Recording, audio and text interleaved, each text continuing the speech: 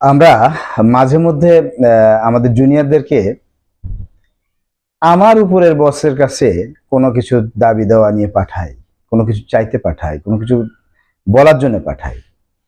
আসলে কোনো কিছু দাবি দেওয়া যদি থাকে, আমার যদি কোনো সাপোর্ট দেওয়ার থাকে, সেটা আমাকে দিতে হবে, অথবা আমি আমার বসের কাছ থেকে তাকে আদায় করে দিতে হবে।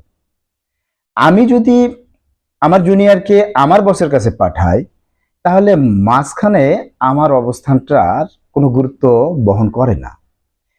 অতএব আমি আমার জায়গা থেকে আমার যে দায়িত্ব, সেই দায়িত্ব পালন করার জন্য আমার জুনিয়র যে ডিমান্ড আমার কাছে করছে, সেই ডিমান্ডটা ফুলফিল করা, তার যাবতীয় সাপোর্ট দেওয়া, এটা আমার দায়িত্ব।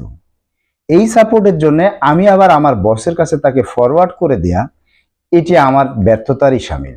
সুতরাং আমাদেরকে খেয়াল রাখতে হবে যে আমার জুনিয়রের যে দাবি দেওয়া, যে চাওয়া, সেটা যেন আমার মাধ্যমে পূরণ করতে পারে সে, এবং আমি যেন তার এই দাবি দেওয়াগুলো ফুলফিল করতে পারি। আমার যেন আমার বসের কাছে আবার তাকে ফরওয়ার্ড করতে না হয়। তাহলেই অ্যাজ এ লিডার আমি মনে করব যে হ্যাঁ, ঠিক আছে, আমি আমার ডিউটিটা ঠিকভাবে পালন করছি, এবং অ্যাজ এ লিডার আমি আমার যোগ্যতা অনুযায়ী আমি এখানে বসে আছি। ধন্যবাদ সকলকে।